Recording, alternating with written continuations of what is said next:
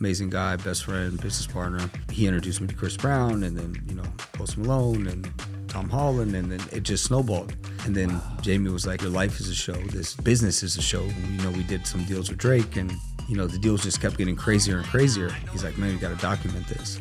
So what advice would you have for people who are pretty early on in their careers? Enjoy the process. Be patient. It may take you a while to figure out what that business is, or that idea is, or that career is, but just be patient and make as many connections as you can. If you want to make money, get around people that are making money and talk about making money, right? I try to hang out with people that are doing better than I am so I can learn something from them. I think the best advice I could give is get around successful people. What are a few crazy stories that you've had in terms of just selling cars? Oh man, they're all crazy. One of the crazier stories in the car world would definitely be probably the Balvin La Ferrari. RD, welcome to the podcast, man. Thank you for having coming me, brother. on. Yes, sir. My pleasure. So I know exactly where to start. I know you came to Miami a couple of days ago. Yes, and, sir. We'll dive into, DMing on IG and getting into all of that in a little bit. But you invited me to dinner last night. Thank you, by the way. Yeah, my pleasure. And I'm happy because I kind of got to see the behind the scenes of like the hospitality, right? The hospitality firsthand versus 100%. Just talking about it. And that's where I want to dive in first, which is like, sure. Where did you learn your initial such key hospitality skills? Because I've never seen anything like that. And just, I can tell by the way people were treating you that it was a reflection of how you treated other people. So 100%. I think, why I love hospitality so much is because it can be applied in any business. And, I have a passion for hospitality because you obviously get to work with people. And working with people and learning about guest services, you can apply that to stock trading, you can apply it to coaching, you can apply it to automotive sales, aviation. And I think it's just the key of taking care of people, right? Yeah. So you see, we went to dinner last night and everybody was super on point. I knew the people, I know them by their names, they know me by my name, they know what I like. But when we sit down, they already have drinks and everything ready to go. So they're obviously paying attention to detail. They're knowing what their clients like. They know what their clients prefer. They know where they like to sit, what they like to drink. When I sat down, I don't drink, but they have a little special non-alcoholic drink that I like to have. So they had that there and ready to go. And running a hotel for many years, I learned guest services. Ladies and Ritz-Carlton School, ladies and gentlemen, serving ladies and gentlemen, Forbes 100 training, Zappos Inside Training with Tony Hsieh, the owner of Zappos. I worked with him personally on customer service at his company before he passed in Las Vegas. And when I was at the hotel, I didn't really know what I wanted to do. I thought, man, I'm just here. I'm working 7 days a week. I'm coming in at 7 a.m. I'm leaving at midnight. But everything that I learned in that business, and I encourage young people today to, whatever they're doing, give it their all. Soak everything up like a sponge, because you can apply that to whatever career you're going to go into. Because never would I have thought that I would take hospitality and plug it into automotive or aviation or marine or entertainment. But everyone likes the customer service that we provide in our business. So it's everything that I learned in hospitality, I apply into my business today. So some of the hardest work I've done was in hospitality. Wow. Because the guests are always there. They never leave. If one guest leaves, another one, checks in. Mm-hmm. So it's a lot of work. It requires a lot of attention to detail, but it helped mold me into the business person that I am today, because everyone loves good hospitality. People love to be taken care of. They can shop anywhere. They can buy anything from anyone. Nowadays, you can do everything online. And a lot of our business is online, but it's the little things that go a long way, Just like when I got here, hey, would you like water? Do you need something to eat? It's the little hospitality things that people like that. It makes them feel more welcome. It makes them want to stay longer. Yep. It makes them want to engage more, shop more. And I think hospitality is very important in any business, for sure. And it's hospitality is interesting because it's not like, I've never really met someone out of college who's like, I'm going to jump into hospitality, right? It's not like a sexy career thing For to jump sure. into, right? So it's interesting that you started out with that and where you ended up in business because, like what you said, all of those key skills that you've learned, Yes. you've applied it not just in your business life, but also in just how you operate in your personal relationships. Yeah, 100%. And the hospitality is a key factor because it also can help you with your movements on how you move, how you go places.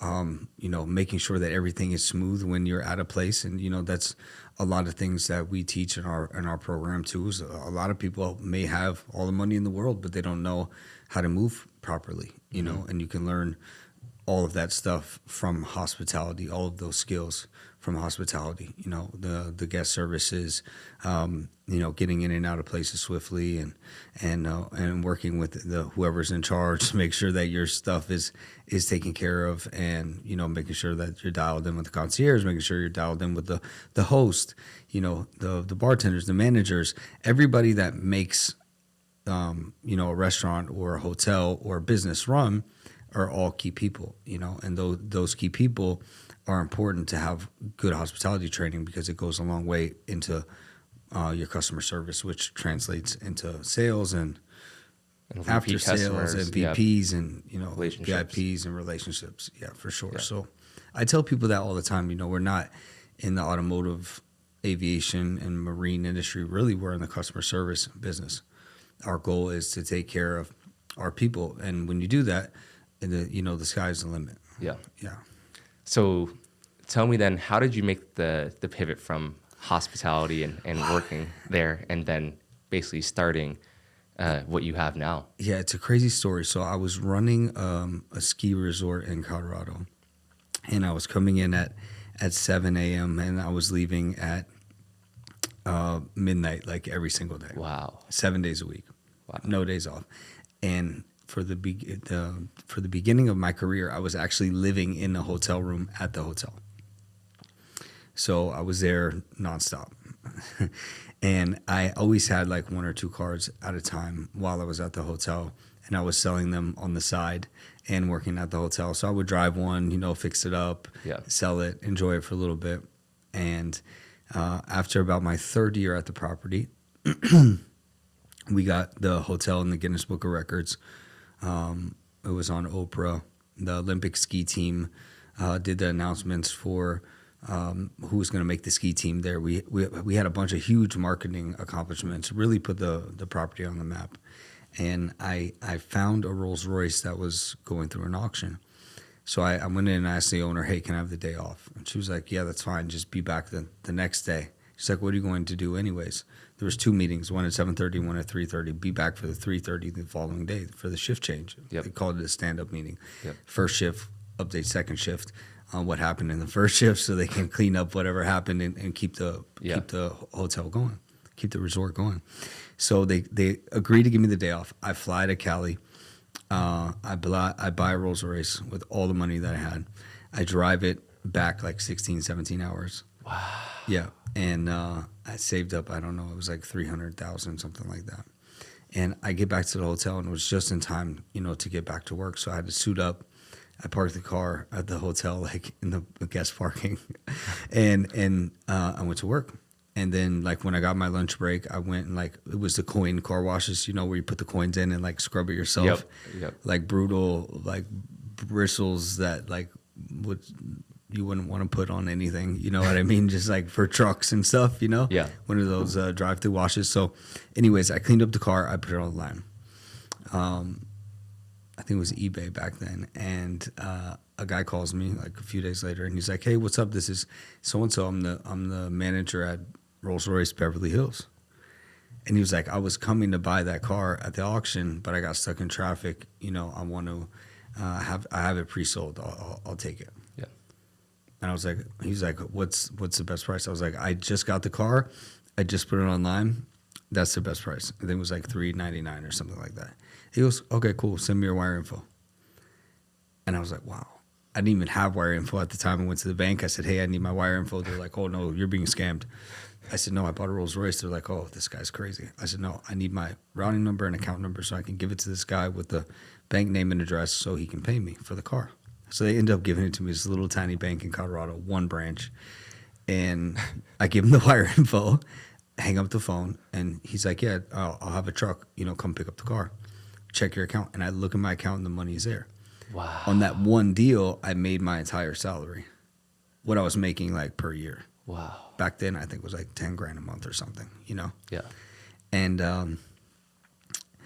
I walked in, I called my mentor. It's very important to have, mentors and coaches. And my mentor at the time, Mike Adams, ran all the training for Marriott and Ritz-Carlton.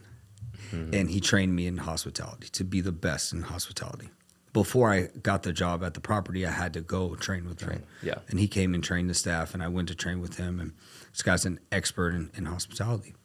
And I said, hey, I think I just made my entire salary on one deal. He goes, can you do it again? And I'll never forget, I was in the conference room of the brand new hotel that was part of the existing hotel. Really nice property. And I was on the phone with them. And I thought, man, I don't know. Can I do it again? He was like, do you like this? Number one, can you make money at it? Right. I understand you like cars. That's great. But can you make money at it? Are you good at making money at what you like doing? Because people always say follow your passion, which, it's great if you can do that. But I think you need to make money at it first. And if you're good at making money at it, then you should follow that, whatever you're good at making money at. And I said, yeah, I think I can do it again. He said, well, if you can do it again, I would go tell the owners that you're going to hire a new manager and, put in a 90-day notice and let's give it a shot. And so I went in that day and I quit. I resigned. Wow. I said, hey, I'm going to give you my 90-day notice. I just sold my first Rolls Royce, made, my entire salary. I'll train someone new and I'm going to go do cars. Wow. They're like, oh, you're crazy. You'll be back.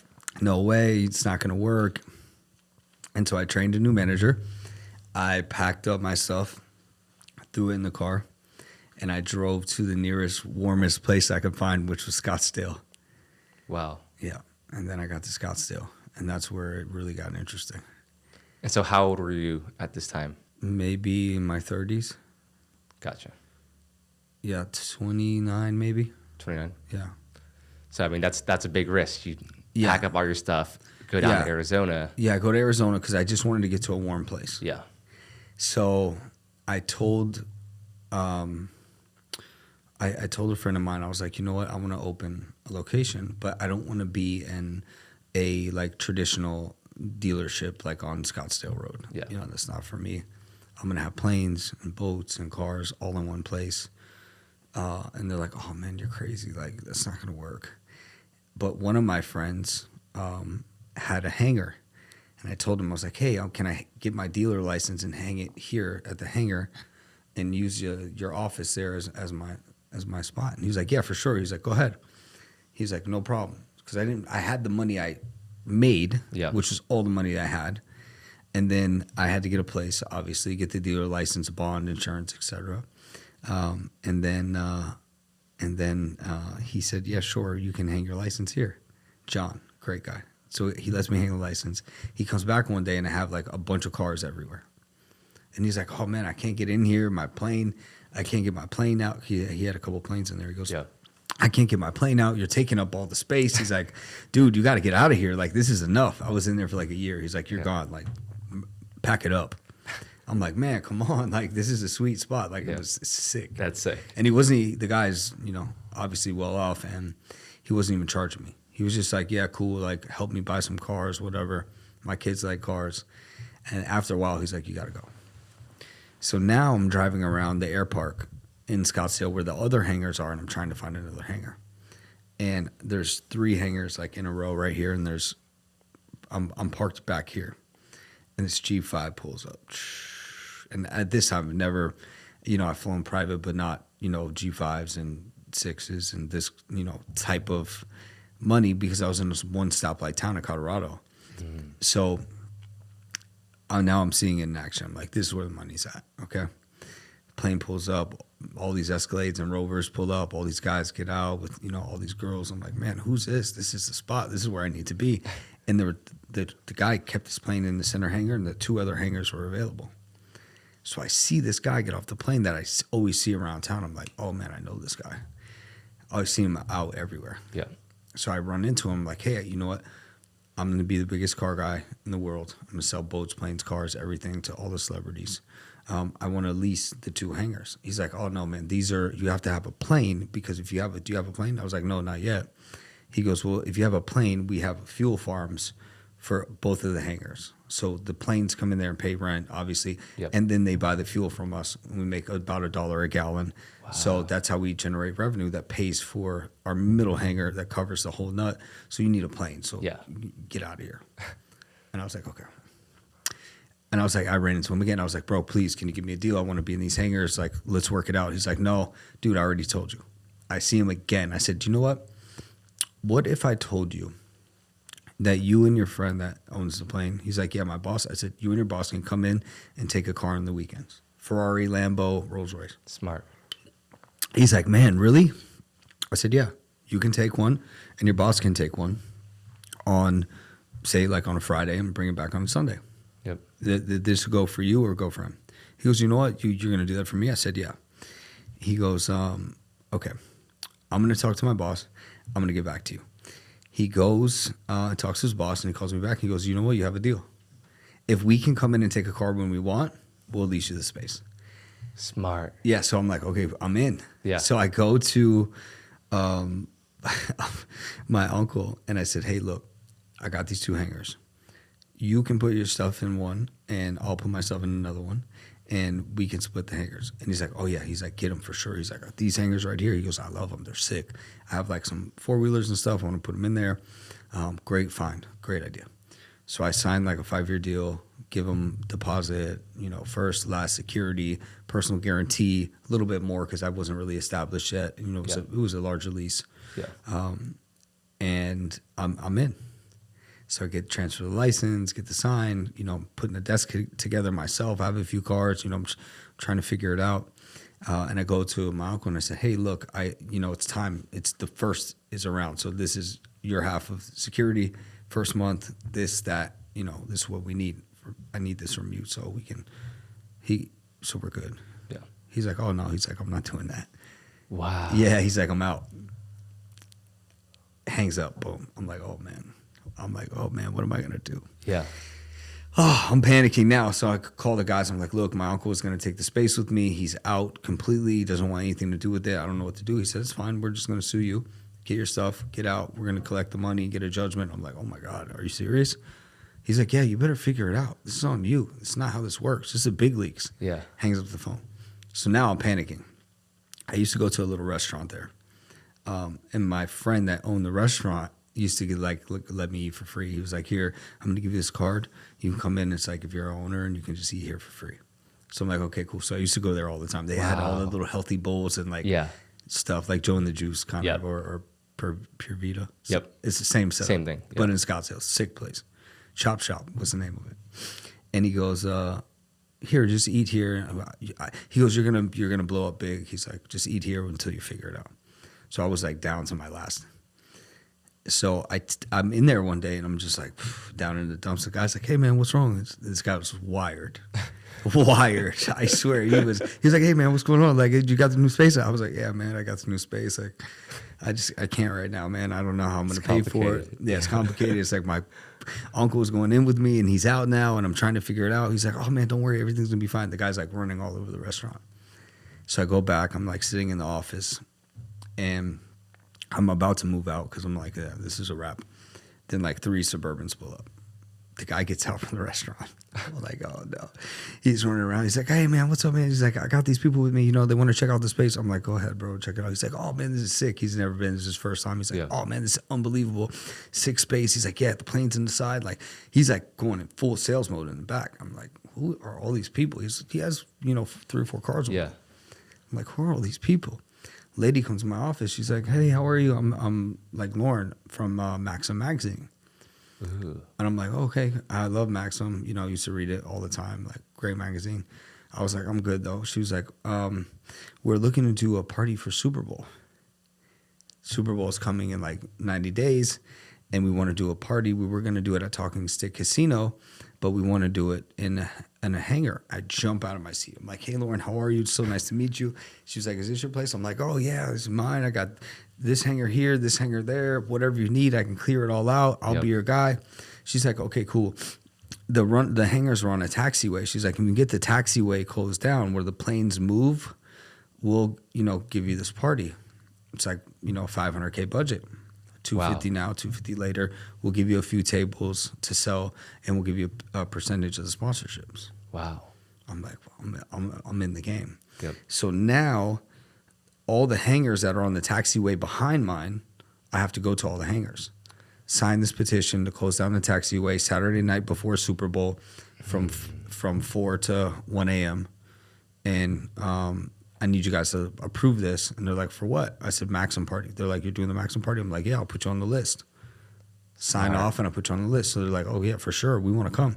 So I got all, like Sun State Equipment, all these big companies like have their corporate planes in there. Yeah. But they're like, yeah, let's go. Yeah. I want to come to the Maxim Super Bowl party. Exactly. It's still a pretty big party. Back then it was like the biggest. So everyone signs off. So I get the petition. I send it to Oklahoma, to the FAA. The FAA approves the permit along with the air park to close the taxiway. Wow. I called New York to their corporate office on 5th and Madison. I give them the permit.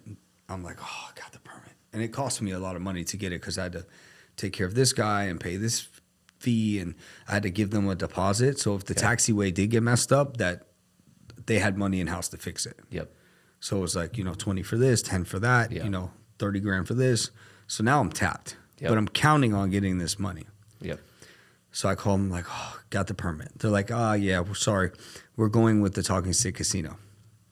We need somewhere with hotel rooms. I said, guys, what do you mean? Like, this is it? Like, I need this. You can't do this to me. They're like, no, that's it. Sorry. Boom, hang up. Had like $600 left. I get in a cab. I drive to the airport. I get a one-way ticket to New York. I fly to New York like the next morning. I go to Madison and 5th, Maxim office, past security, upstairs. I'm knocking on the door. I'm like, hey, guys, it's me. They're like, holy shit. Holy crap, the guy from Scottsdale is here. They don't know to let me in or to call security. They're like, oh, what do we do? Exactly. I'm like, guys, we need to have a team meeting ASAP. Everybody in the conference room. Now, mind you, I've been working with these guys for like a month, all of them, every day. They've been out 10 times. Like, I know them very well. I said, guys, I don't have a flight to get home. I don't have money for a cab. I don't have money for my next meal. And I knew if I got the party, I would meet the people that I needed to meet. And also get an injection into the business, which I really needed also. Yep. So we sit down in the conference room. They call the owner. They said, listen, the guy from Scottsdale is here. He's in the conference room right now. They're like, what? He's like, yeah, he flew here. I said, I'll be your boots on the ground. I'll take care of all your sponsorships. I'll take care of your ground transportation for all of your artists. I'll take care of, working with the Tao Group, did all the tables and stuff with Noah and those guys. I'll coordinate everything with them. I'll work 24/7 around the clock, no matter what it takes. I don't know what they're going to do for you, but this is what I'm going to do for you. I flew here to prove it to you, and I don't have any money to get home. He goes, oh, my God, this is incredible. He goes, the guy's here right now? I said, yes, sir, I'm actually here. I'm on speaker. They go, give him the party. And so they gave me the party. They canceled their contract with Talking Stick Casino. And I got all the sponsorships, Dos Equis, let's see, Johnny Walker, Dodge. I got Dodge as sponsored. So Dodge drove the 2 newest cars up and down the taxiway, like celebrity test drives. Wow. Dos Equis hot air balloon, Johnny Walker bar, like killed it. I got like 2 or 3 tables they gave to me, was sold. Ended up making a ton of money. But more importantly than the money, I got to meet the people that I wanted to meet. So my office, like say this was my office, turned into the green room. So Paul McCartney pulls up, Jamie, Wayne, whoever you could think of. Yep. But they didn't come to the front, they came to the back. So everyone now I'm taking care of, pick my cousin up here, send this one in the car there. I need a bottle of champagne. I need a, and cigar. they're all messaging you. Yeah, they would message the Tao or the security, and the security was like, okay, this is the guy. Wow. So now I got everybody's phone number, whoever you could think of, because I was the go-to guy for that event. So that's how I ended up in Scottsdale from the hospitality, from the hotel, because I knew that if I could combine hospitality and automotive together, Yep. I could make something great because people just want to be taken care of. And then the people that I met at the party, thanks to Maxim and blessing from God from giving me that chance, I was able to get in contact with the celebrity clients. And so they all were like, hey, whatever, like a few weeks later, they're like, hey, if you come to LA, let us know. We'll take you to lunch. So I started to go to LA a little bit more, and then they were like, hey, what do you do? Like, will you work at those hangars or something? I said, no, I sell cars, boats, planes. I'm the biggest, da-da-da. And they're like, oh, okay, cool. Well, let's help you, let's help you get this going. And so, Wow. so then I met Jamie, went to Jamie's house for the first time, hung with him a bunch, helped him with some car stuff. Amazing guy, best friend, business partner. He introduced me to Chris Brown, and then, Post Malone and Tom Holland, and then it just snowballed. And then Jamie was like, this is a show. Your life is a show. This business is a show. We did some deals with Drake and Travis Scott, and the deals just kept getting crazier and crazier. He's like, man, we got to document this. And then we sold the show to our partners at Discovery Channel, which are amazing. And $1 Million Wheels is on. It's on Discovery Plus. Yep. It's running right now. You can watch it whenever. We did six episodes, and we're working on season 2. And that's how we went from hospitality all the way to where we are now. That is a crazy story. That's just a view from 30,000 feet. Wow. A lot of craziness obviously happened in between. Yep. That's what's cool about our program, and like our coaching program and our mentorship and our network is like Sunday night. I think we were laughing. My girl was talking about, oh, that was Tim from the phone call. Yeah. She was like, I was like, yeah, that was Tim from the phone call on Sunday at dinner. She was like, oh my God. She just put it all together. Yeah. Today she was like, oh man, what nice people. It was so nice to hang with them. I said, yeah, that's the whole point. We talked on Sunday. He said, hey, I have a pod. I want you to check it out. We got on a plane on Thursday, and here we are today, Friday, filming. Yeah. And the whole point of our program too is all about networking. We went to dinner last night, talking about some deals, getting to know each other, talking about the pod, the goals for the pod, some of my goals, some of your goals. And that's a beautiful thing about our coaching program and mentorship program is everybody that's in the program is all trying to do better, right? Trying to grow their business, trying to grow their brand. And it opens up the door so we can all do deals together. Because if we don't know about each other, then how can we do a deal together? Yep. But if we know about each other, oh yeah, it's my guy RD, let me call him. Okay, I have something for, so-and-so I want to run. I have a deal for J Balvin. Yep.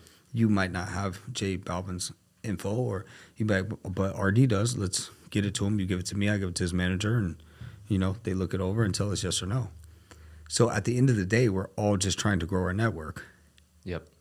Because that's what's, so powerful about the coaching program is we started 35 days ago, and I think we have, like 150 people in the program, and there's from all walks of life. We have a Patek Philippe dealer, we have a Ferrari dealer, we have yourself, who's a trading expert and coach, yourself as well, has a pod.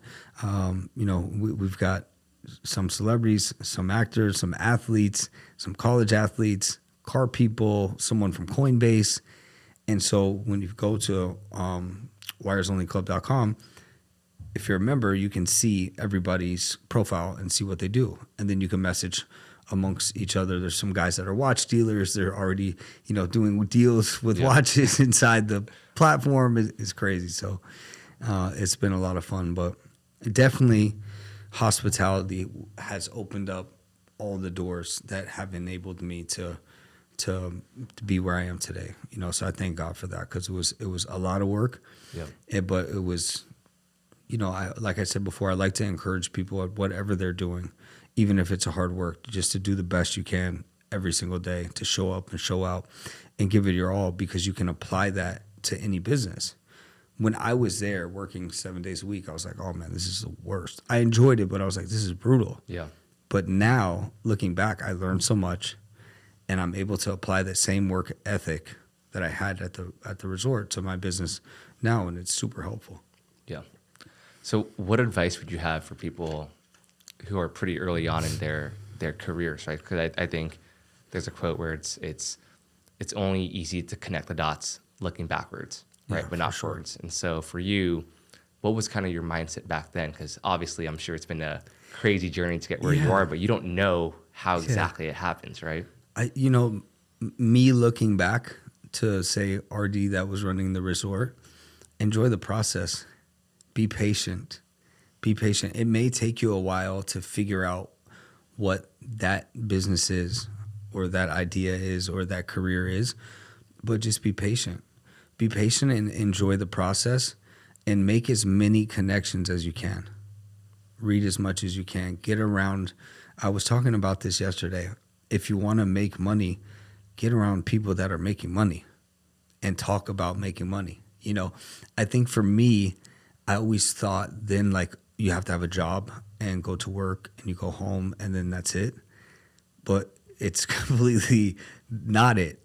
It's not. I mean, you can pretty much do whatever. In this day and age, I'm a believer that you can do whatever you put your mind to with technology and the way that everyone is connected. I think that anyone can be successful at whatever they want to choose.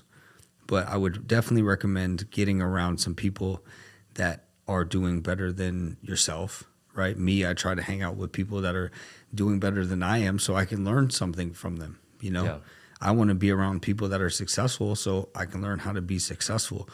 And I think investing in yourself early on, being patient, working hard, but investing in yourself, like all the books that you have, reading as many books as possible, investing in your mentors and betting on yourself, betting on yourself for sure. If you have a dream and you want to go do it, give it a shot, just keep on swinging, give it a shot. But I think the best advice I could give is get around successful people. If you want to learn how to make money, get around some people that are making some money. Yeah. If you want to learn how to trade stocks, get around some people that know how to trade stocks. I would ask you because your dad's on Wall Street. He trades stocks also, Yeah. right? Yep. Yeah. So you have a bloodline of stock traders. So Exactly. I'm not going to ask my uncle because he doesn't know how to trade stocks. Yeah. Get around people. If you want to learn how to play basketball, get around some people that play basketball. You'll learn something. Yeah. If you want to learn how to make money, get around people that know how to make money, and don't be afraid to talk about it. My biggest piece of advice on money and finances and goals and doing better is like get around some people that know how to do that and talk to them about it. Yeah. I think people would be surprised, like how many people are just willing to help out. Yes. But I think people don't even. It's intimidating. It is. Yeah. It is. Yeah. Yeah, it's intimidating for sure. It's like even before we got on the call on like a Sunday night, like it could have been intimidating for you, it could have been intimidating for me, but we shot each other a message and we're like, hey, you got time for a call? Yeah, let's get on the call. Let's figure it out. This is what you have going on. This is what I have going on. Okay, great. Looks like we have some of this similar stuff going on. Let's continue to start to build. What I can encourage young people today, especially, is just get around some people that are successful. If that's a mentor, a coach, a friend, parent, whoever, a boss, and learn as much as you can from them, along with your books and your courses. Yep. Yeah. For So sure. That's a great question. What made you want to, how did you get the idea to start, your coaching and mentorship program? And I think it ties in very well with what we're talking about because you do need mentors at all stages just to continue to grow and get better. I think for me, growing up, if I had this opportunity to have a mentor or a coach, or if I could have taken a course like yours, for example, on stock trading, which I love. I love Warren Buffett, The Snowball Effect. I just read his book. I've always been, fascinated by stocks, right? So if I could have taken that course maybe 15 years ago, that would have been something that I would have liked to have done. I still want to do it just to learn more about it because I've always loved stocks, the stock market, Wall Street. But I think for me, the biggest thing was if I can help one person off of all the millions of dollars that I've spent in making learning experiences and mistakes, if I can help one person, especially that's trying to be in automotive or marketing or hospitality, if I can guide and direct them and help one person make a right turn and instead of a wrong turn, that's what it's all about. That's, for me, that's been the funnest part, Yeah. guys, because after I got our show on Discovery Plus, so many people, we already had a solid following, but it just grew to a worldwide platform. So many people would inquire, hey, can I work for you? Hey, can I be your assistant? Like, hey, I'll work for free. Like, hey, what can you teach me? Like, I want to be in the car business. I want to sell airplanes. I want to sell boats. The best thing that I've been able to tell people is like, hey, let's, join the program. Let's jump on a call first and kind of talk through what that looks like. They're like, oh, what do you mean? Well, do you have a deck or a business plan or a game plan or a goal or an investor? This is what it takes. Oh, really? Yes. Okay. Well, I've done that, so I can help you map that out. I can show you what it looks like, from start to finish. If you want to build a brand new store, we can come in and set that up for you. Turnkey. Oh, really? Yes. I think that's the key is like now with our phones, we message each other and we're on a phone call, within 10 minutes. And never meeting each other. Each other, right? Yeah. We have a lot of mutuals with online, Instagram, social media, Facebook, Twitter, TikTok, all of the platforms. Snap. You can get on and link with anybody in the world. If you really want to, you can get to them at any point. Yeah. So at the end of the day, it's like we talked on Sunday. We went to dinner last night, which is Thursday. And now here we are on a Friday. The world's moving. It's moving fast. And with technology, the sky's the limit. Anything is achievable. You can reach anybody at any time. Like we could, between you and I in this room, with who we know, we could literally sit down with anybody if we needed to, from president to, to an influencer, because it's possible. So I think with the coaching program, what inspired me the most is just helping someone not make some mistakes that I did early on in my career. Yeah, inspiring people, motivating people. I had a guy call me that owns a family business, and he called and he was like, bro, I want to quit. I just want to give up. He was like, I don't want to do it anymore. This is like my second client. Wow. He was like, 911, I need to talk. He wasn't even in the elite program. He was just a regular client. I jumped on the phone with him. I was like, yo, what's up? You all right? He's like, yeah, man. He's like, I just want to give up. And I was like, dude, you can't. I was like, I'm just going to tell you this. We're on FaceTime. He's like driving in his car. He was pissed off, been at work all day. I said, it's a dogfight. Being in a family business is not easy. They have a huge family business in LA. He works with his brothers and his family. He's like, I'm just sick of it. And I said, well, it's not easy. But being an entrepreneur isn't easy. Yeah. Getting up and doing this every day, it's a dogfight. You have to be prepared. It's war. Every day you're going to war, honestly. Yeah. You have to be the guy in the movie. Gary Vee said this the other day, and I love it. I keep telling the story where he said a clip where it's like the guy in Fight Club and he gets knocked down and he's bleeding everywhere and there's like a 10-foot guy standing there, but he just gets back up. That's being an entrepreneur. You have to be ready for that. That's being in a family business. Every single day, you have to be ready for those types of challenges because it's not easy. You're going to fail. Failure's going to happen, but it's a learning experience and you just have to be prepared for it and move on. And so just, encouraging people that if I can do it, that they can do it, right? That anything is possible. But you just have to keep swinging. You have to bet on yourself. And the winners are the people that just kept swinging. They just swung one more time. Yep. That's it.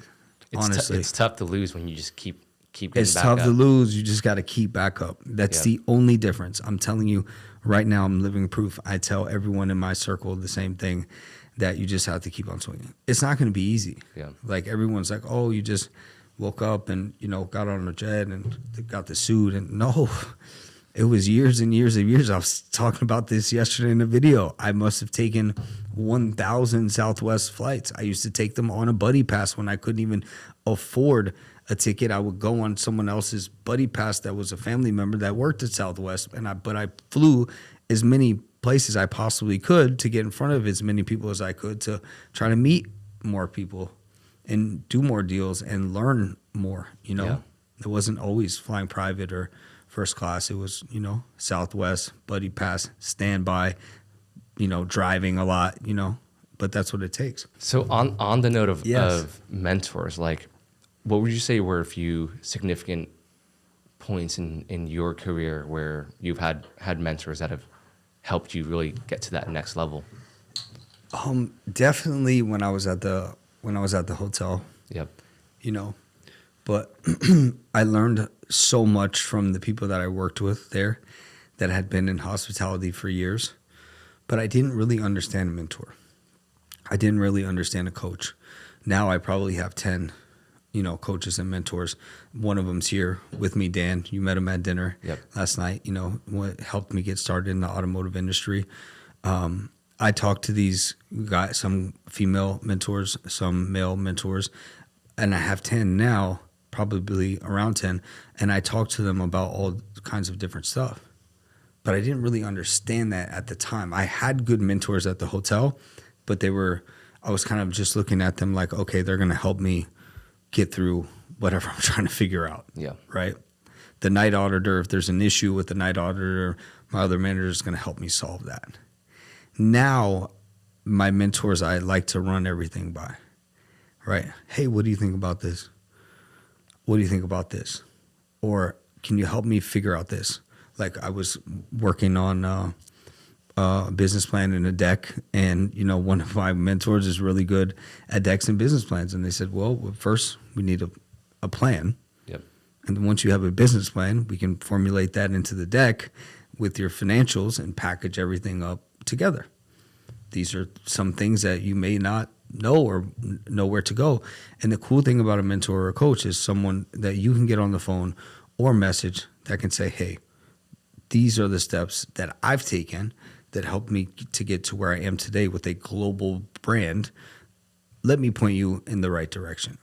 And with social media now, you can look online and access an expert in any field and work with them. And I think it's just important. And it's important to talk to people too and have good people around you that want to help you succeed. Yeah. Yeah. You know? And I'm in the same boat. Like when I first started my business, like I would say I had a few key mentors. Like I similar story to you, I had basically $30K in my account and I spent 25 on, you know, a mentorship mastermind program. Wow. But it ended up being the best decision because like Yes. it sounds like a lot in the moment, but Yes. you can't think about it from a money You perspective. Like You people can't. save you years of time, Years. millions of dollars in mistakes. It's a fast track. It is. I would highly recommend getting with a coaching program or a mentor, signing up right away. Check them out. Yeah. You know, make sure they Screen have them. Make sure they have a successful business and a brand, you know, outside of coaching. Make sure they know how to make money and can guide you in whatever that is that you want to learn. But yeah, I mean, I have guys that I've paid, you know, $100,000 to that have saved me 10 million. Exactly. So, That I could pick up and get on the phone and just the one phone call saved me $1 million. Yeah. You know. yeah, and I think that's a big why. Like after I did that, and it's since then I'm constantly looking to invest, and that's when I came across you. I was like, okay, like I think even when we were just talking late at night Sunday, I was just like, how fast you and I were just messaging on a Sunday night, late Sunday night. Normally people are just not responding, like they'll get to it the next day. Yeah, of course. And that's the thing. It's like what you'll see is like you message me on Sunday. A lot of people are like, oh, this is a bot, you know, responding to me, an auto response. And I was like, hey, man, what's your number? I hope it's not too late, but let's get on the phone. You're like, wow, we got some of the same friends. I'm in Miami. I'm there all the time. I have a pod. I have a trading platform also. Which is incredible, which I was just checking out on the site. And that's the thing. It's like at the end of the day, you want to get around some good people that are like-minded, that if you want to be a successful entrepreneur, get around some successful people in business. Yep. You want to make more money, get around some people that are making some more money. and then talk about it. Don't be afraid to talk about it. Yeah. Ask questions. Yep. Sign up for a program. Take your mentor to lunch or dinner. Pick their brain. Ask them how they did it. Learn as much as you can, Yeah. I think that's the thing too, is you want to be able to have access to your mentor's network. Yeah. Because then, that's priceless, Absolutely. So, Which I think is a great segue into networking. I know over the years you've built up a very, very expansive network yourself. You're the go-to guy for cars, planes, boats, for basically celebrities, right? Yeah. And so you are the go-to guy. What would some tips be for you, for someone just starting out trying to build their network? What are some of your best networking tips? it's the best question of the night. So the most important thing in business is, in my opinion, is your network. 100%. I know it sounds funny, but your net worth really is your network. Your net worth is your network. Yeah. Right? Or your network is your net worth. I think it's so important to get around as many people as possible. The more hands you shake, the more money you make. Yeah. If you don't know about someone or they don't know about you, you guys can never do a deal together. People ask me that all the time. I ask them, how many hands you shake today? They're like, what do you mean? Okay, you're online. You have an online business. How many DMs did you respond to? How many comments did you answer? How many people did you engage with? They're like, oh, well, that doesn't go into sales. I said, yes, it does. Every single one of those people could be a lead, could be a client, could be a business partner, could be an opportunity. So if I could tell the young people anything today, it would be invest in your network. It could be a gym, it could be a country club, it could be a car, automotive dealership, it could be going down to Lamborghini, it could be going to Cars and Coffee, it could be going to a restaurant opening, a new rooftop bar opening. Wherever there's money and influence, Yep. If you can get in that room, get there. Even if you're getting the coffee. I asked Mark Cuban that one time, and he said, yeah, if you're getting the coffee, guess what? You're in the room. And I was like, huh. I've never thought about it that way. He says, well, you got the coffee, but you're in the room with the big boys. Try to get around as many big people as you can, because those are the people that you can learn from. And that's how I got to where I am today, because I knew the people that I needed to meet were these high-profile clients, because that would open up the door for what? For more business.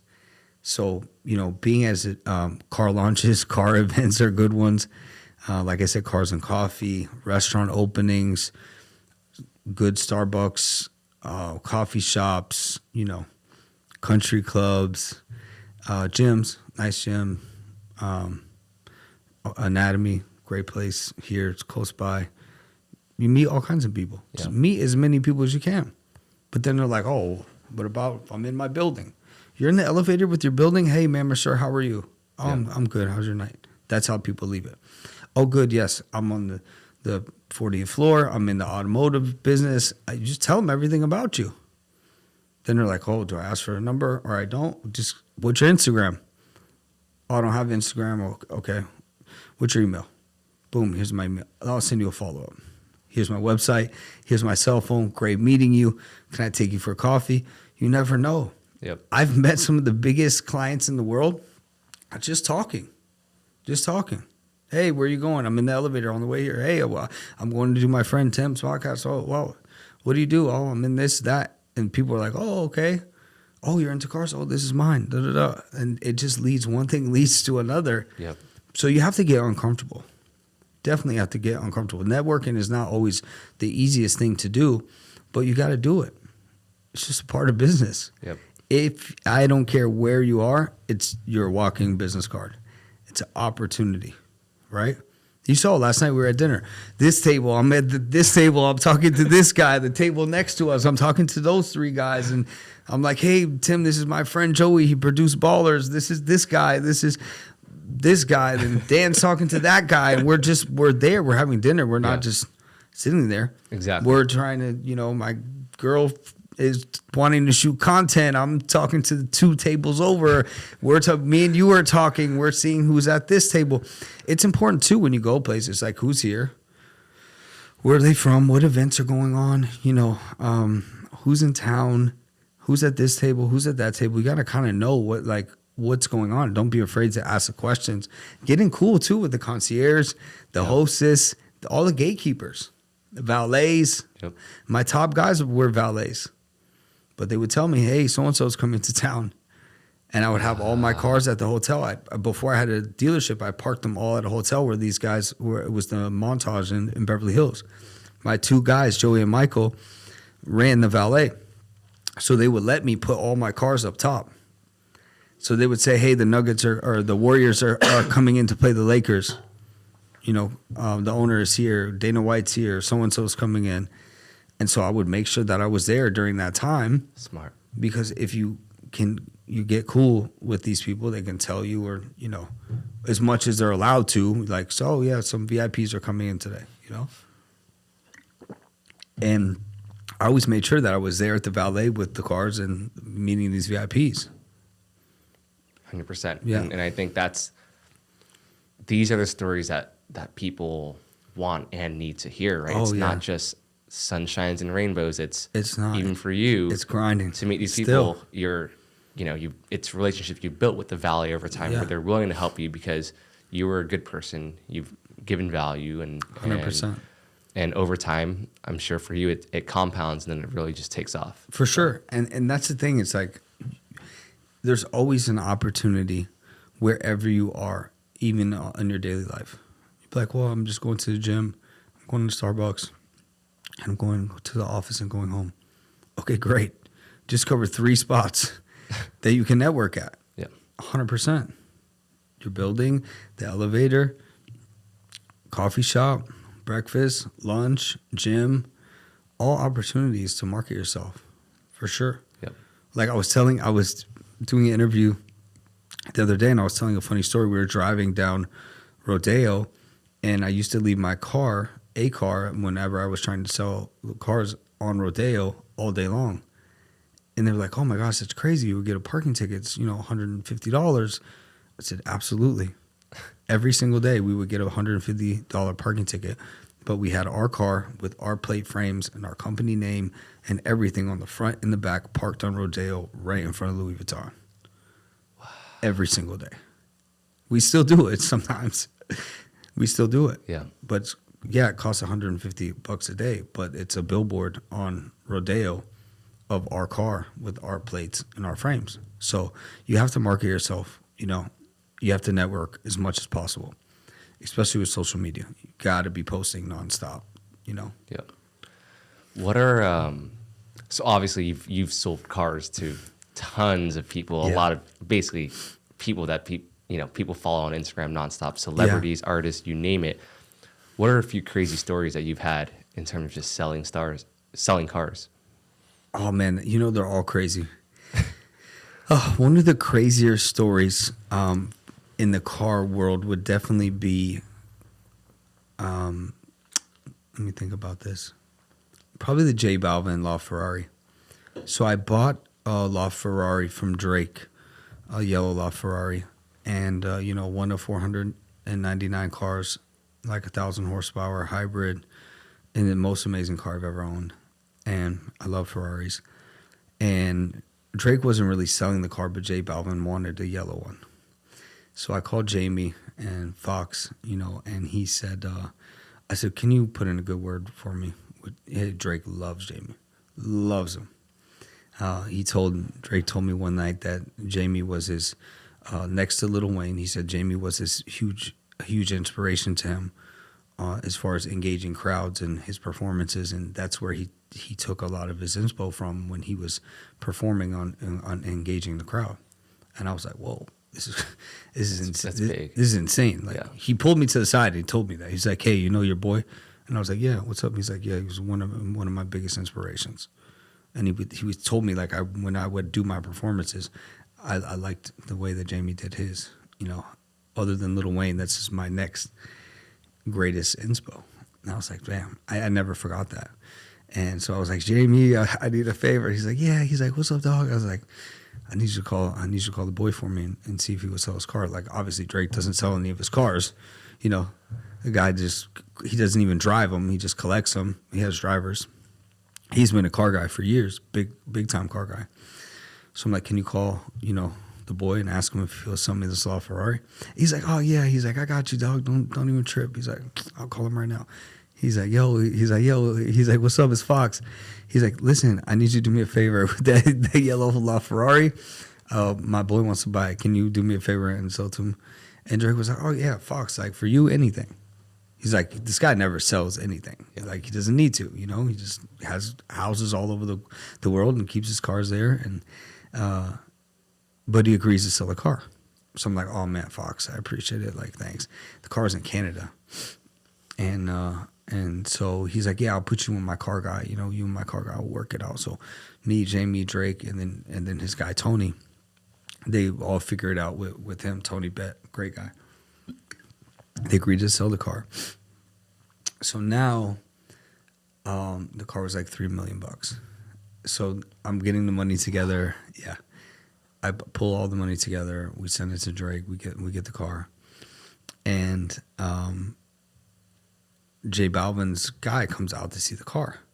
So I'm like, everything is riding on this, and the guy shows up. He's like, huge guy. He's like covered in tats. I'm like, man, what's up with this dude? He's like, yeah, man. He's like, Jose's my boy. You know what I'm saying? I just want to check out this car, make sure everything is good.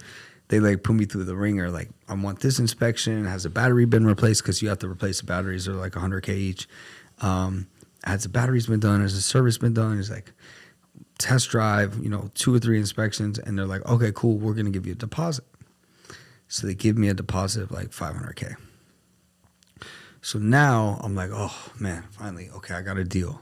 But I was driving the car in between buying it from Drake and selling it to Jose. It was my car. I was driving it. I loved it. Enjoyed it. It kind of like the car put me on the map. I put all my eggs in this basket. Yep. I was like, I'm going to go big because I knew if I had this car, it would bring a lot of opportunity.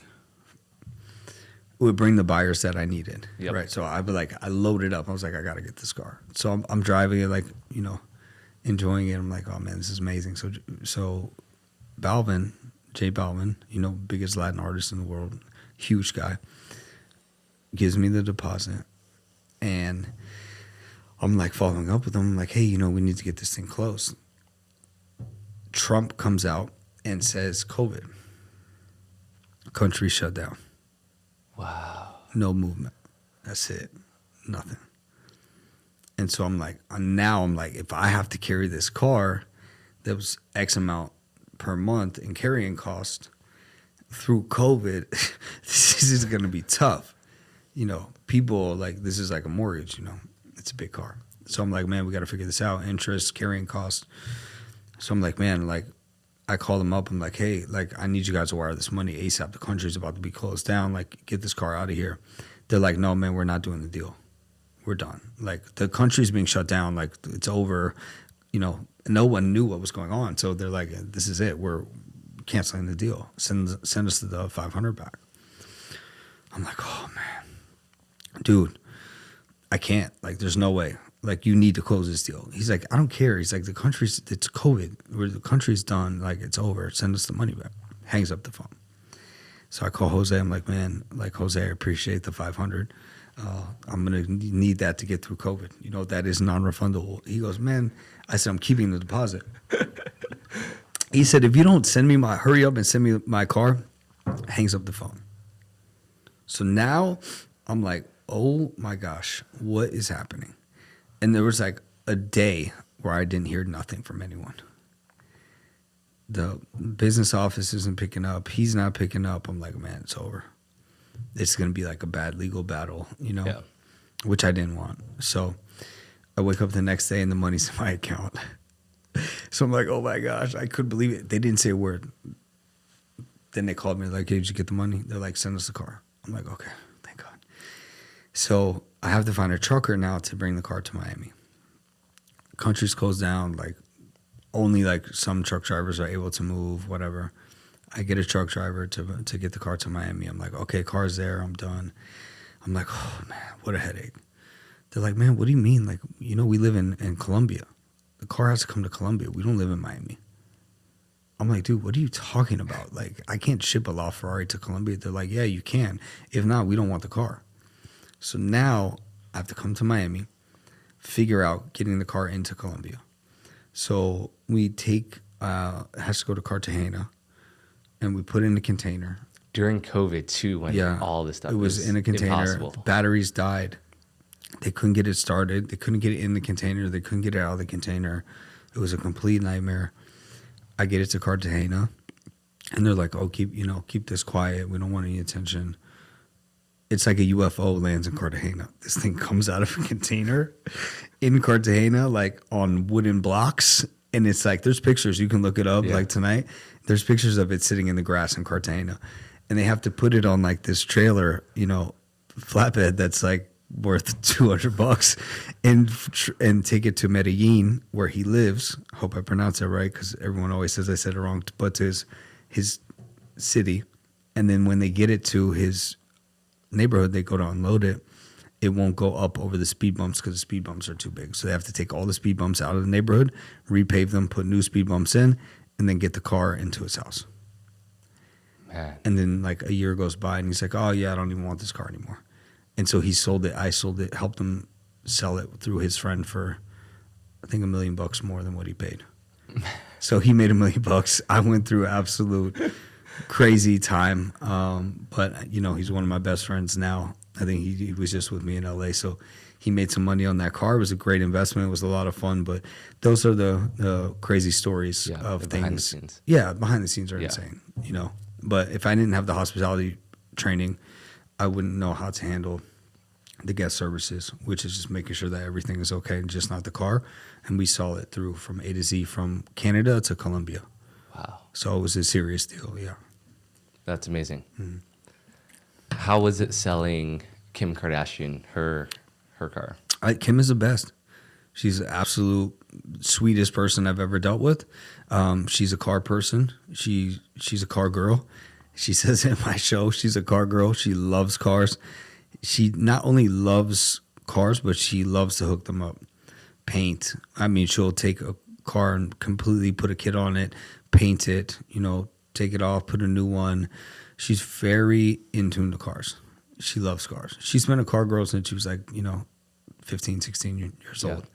Back when she had the Range Rover, So she's very fun to deal with. She's amazing. She came on the show on episode 6 on the season finale. She took a delivery of a Maybach van, told us she wanted to paint it gray. And so we painted it gray for her. And that was a surprise, but she's a lot of fun. She loves cars. Yeah, that whole family loves cars. They're all amazing people. Yeah. She's cool. She like knows exactly what she wants and exactly how it looks, and her whole fleet all matches always. Wow. Yeah, so it's been like matte silver before. Now it's like a tempest gray color, and she always has the best taste. She's a class act. Yep. So I'm sure now at this point, over the years of you building your network and providing great hospitality and service and value, would you say you just get so many referrals nowadays in terms for sure, yes. A lot of it is word of mouth. Social media and the TV show help a lot, but it's pretty much all word of mouth now. Yeah. So we get a ton of referrals. Yeah. What are your goals the next 5 years? Goals next 5 years. I mean, probably just to be doing coaching. That's really what I love. It's been a lot of fun. We've only been doing it for about 35, 36 days, but I think that's been, the thing that has brought me the most joy. And it's been so cool working with everybody, get to meet people like yourself. It's been a lot of fun. So probably doing another show, doing some more movies as well. Some definitely some more content, and then just leveling up the coaching program, Yep. So right now you're on the cars, planes. More planes too, because the planes are fun. Exactly. Yeah, I think I was telling you that last night. Yeah. Yeah. Planes, more aviation. Aviation, I've always had a passion for aviation. I got my student pilot license like when I was 20-something. So I've always been around planes my whole life. So I love aviation for sure. Yeah. Tell me more about the plane side, because I think a lot of people know you as the car. Yeah. The part. not to interrupt, the planes and the cars, go hand in hand, because guys that like cool cars or girls that like cool cars love planes also, and they kind of go together with boats. And so we're the dealer for cigarette boats, for cigarette racing. So if you need a boat, we can definitely get that for you as well. And then planes, are tax deductible. So a lot of our high net worth clients like aviation because they can buy a plane and write it off. So that has opened up a lot of doors for us when it comes to selling aircraft. Gotcha. So if someone's like, hey, I need to buy a plane ASAP. Yeah, you can just call us or send us a DM, and not only can we help you locate it, we can do all the inspections and then, customize it as well. So we have paint and interior options. We can do them to match it. We did one for a guy with that loves the Dodgers. We're painting it like a Tempest color with blue interior. So we have paint and interior shops as well. Yep. So you can customize the planes too. So knowing what you know today, if you could go back to the early days in terms of, giving advice to your younger self, what would be like the top 3 things you'd tell yourself? Oof. Number one, I was thinking about this today. That's a great question. Definitely to bet on yourself. Bet on yourself. You got to put yourself first in business, and you have to bet on yourself. Always take care of people and always do the right thing, but you have to bet on yourself, and you have to believe in yourself. So probably betting on yourself and believing in yourself, kind of the same thing for sure. Let me see. Let me think about that. Betting on yourself, believing in yourself, and just being, resilient, just not giving up. And just know that it's not going to be easy. Nothing worth doing is easy. It's going to be a dogfight. You just have to keep on swinging. Keep on swinging. If I can do it, you can do it. Anything is possible. I think those will probably be the top 3. Betting on yourself, believing in yourself, and then just not giving up and just keep swinging, and giving your all. And then probably finding whatever, for a third thing, whatever you're good at, whatever makes you the most money, whatever turns the highest profit, pursue that. Some people are lucky and their passion is what, they make the most money at. But whatever you're good at, that profession, go after that and get some good coaches and mentors around yourself that are successful. Copy their blueprint. If you like real estate, find the best real estate person and get locked in with them. If you like trading, find the best trading person. If you need help with branding or social media or sales, get tapped in with those people. I think that's the key, because now you can, with a coach or mentor, I think you can fast track a lot of headaches. Yep. You can scale your business a lot faster. You can sit down with the right coach or mentor and they can tell you, do this, this, and this by looking at your business in 5 minutes and help you take it to the next level. Yeah. I want to ask you a question about your reputation. I know there's a quote by Warren Buffett on this, which is, it takes a lifetime to build a reputation, but 5 minutes to ruin it. And 100%. For you, we have a few mutual friends, and I've only heard amazing things. Thank you. From our mutual friends. And I kind of want to just touch on that in terms of like how you view reputation and how you've just provided so much value over the years to maintain such an amazing reputation. Yeah, your reputation is important. You always want to do the right thing. You always want to take care of people. You always want to go out of your way to hold your word and just be a stand-up guy. And when people know that you provide value, and know that they can pick up the phone and call you, just pick up the phone. Be there for your customers, be there for your friends, your family, and just do the right thing. You're not always going to do the right thing, but you'll make mistakes. It happens. Just be honest. If you're working through a challenge with someone, just work through it. Nobody's perfect, but just show up, answer the phone, and do what you say you're going to do. That's the most important thing. Yep. Because people like to do business with people that pick up the phone, and they hold their word. I think that's super important. That last part you mentioned is, I think, so key. Saying what you do, you're going to do. Yeah. It's very easy to just say. Yeah, just if you be careful what you say. Yes. Because It's like, oh, I'm on Sunday night. Oh yeah, Tim will be there Thursday, Friday, no problem. I was prepared to be here Thursday or Friday, no problem. Yeah. But imagine if I didn't come Thursday or Friday. I said, Tim, we're gonna go to dinner. I'm doing the podcast. First phone call. Yeah. We went to dinner. I'm here doing the podcast because I'm a firm believer. If you, whatever you say you're going to do, you know, do everything you can to hold that up. And if you can't, because sometimes things happen, just be straight up. Communicate. I think communication too. Yes. For sure. Yes. Communication is the key. Over communicate. I think the most successful people are great communicators. 100%. So I think communicating is the key. Because stuff happens. Like Exactly. You can't be 100%. you can't, you know, sometimes you're gonna miss, and you may have to reschedule, or something may come up, or deal may go south, or not made as much as possible, or whatever it may be. But just communicate. I think is the most important thing. You know. Amazing. Awesome. Well, I think we can wrap up there. So I appreciate Yes, you sir. coming My on pleasure. the podcast. Yes. Yes, sir. Love it. Thank you so much for having me. Of course, and I'm excited to work with you more, and I think we'll crush it. And I'm 100%. sure even later down the line we'll film another podcast. I would love that. I'm happy to be number 11. Yes. Am I number 11? Number 11. I'm happy to be number 11. And this podcast has been great, and I think it's very important because you want to give as much information and value to people, especially young people trying to come up in business. So. Tune in. You know, I'm watching them all the time. So thank you so much for having me. Of course.